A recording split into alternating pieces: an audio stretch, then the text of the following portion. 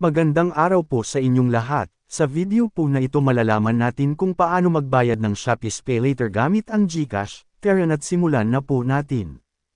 Buksan po ang Shopee app. Pindutin ang Mi sa ibaba. At saka pindutin ang SpayLater.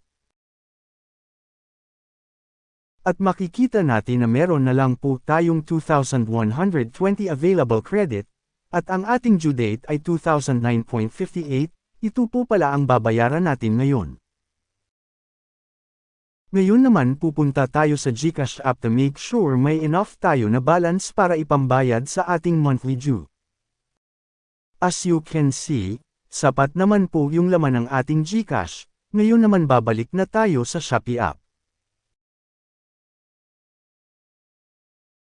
Ngayon naman pipindutin natin ang Pay Bill.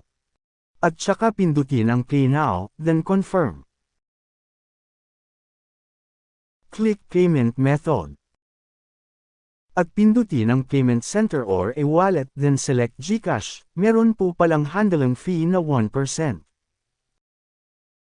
Pagkatapos ay i-confirm, at pindutin ang Pay Now. Click Pay.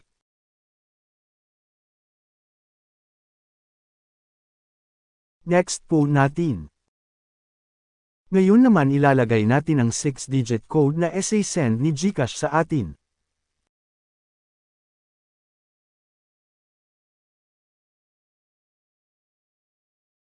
Pagkatapos ilalagay naman natin ang ating MPIN.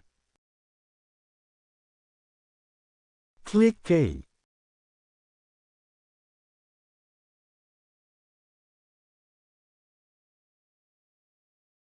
At ayun po, successful yung payment natin.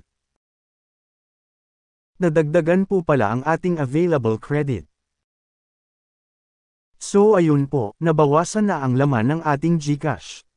At kung meron po kayong natutunan sa bidyong ito, huwag kalimutan i-like at mag-subscribe and hit the notification bell para updated kayo for more tutorial videos. Maraming salamat po.